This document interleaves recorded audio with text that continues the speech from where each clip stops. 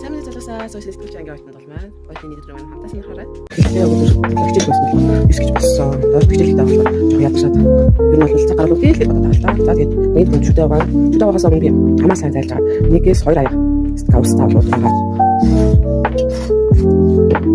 Осоосны дараа шүдэ байдаг байгаа.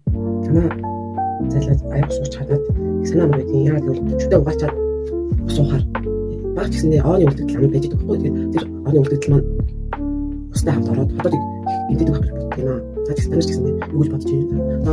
Сэтгэлээ үлдээгээрээ таны сэтгэлээ гэж бодож байж таахгүй юу? Би фишнапс хийдэг. Тэгээд нэг өглөөрөө тоны нэг цаг хийх хэрэгтэй байдаг. Гэхдээ зарим үед хичээлхтэй үед бол арай амжтгүй маа. Тэгээд ядаж 10 минутын ажиллаж хийгээд сэтгэлээ амраад юм аа. Нэг өглөөнийхөө хоолнд ийцээд нүр амаа жоох янзлаад өдрийнхөө ажил гарна. Өнөөдөр нэг семинар нэг лекц хичээлтэй байгаа. Тэгэхээр туул дээр нэг очиод тэгээд семинар гадуур юм гоё.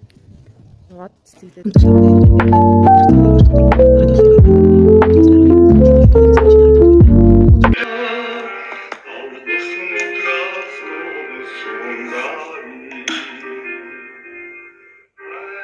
Чинзэрэг дуугаан дуулж байна.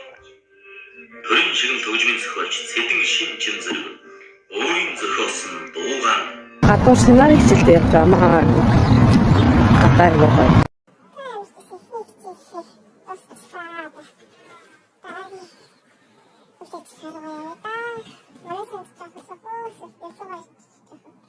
Түүнээ сандаа хүрчээд нэг хоёр цаг хичээл хийж байсан.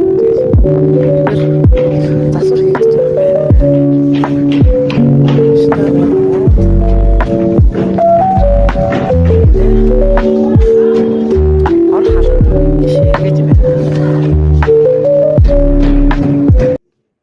Ламбат хотын төв номын сан чинь таш доржийн нацаг доржийн нэрмжид байдаг юм аа. Харин улсын төв номын сан чинь болохоор 120 явах цанд байдаг. Тэр чинь болохоор Бямбын энчингой нэрмжид байдаг байхгүй юу? Дотоод танхимны юм гоё болсон юм байна. Тэр хартай. Эндээ Америкийн соёл мэдээллийн төвүүд байдаг юм байна. Энд Америк руу явж суралцах гэж байгаа хүмүүс айгүй их урьж ирж мэдээлэл авдаг юм билээ.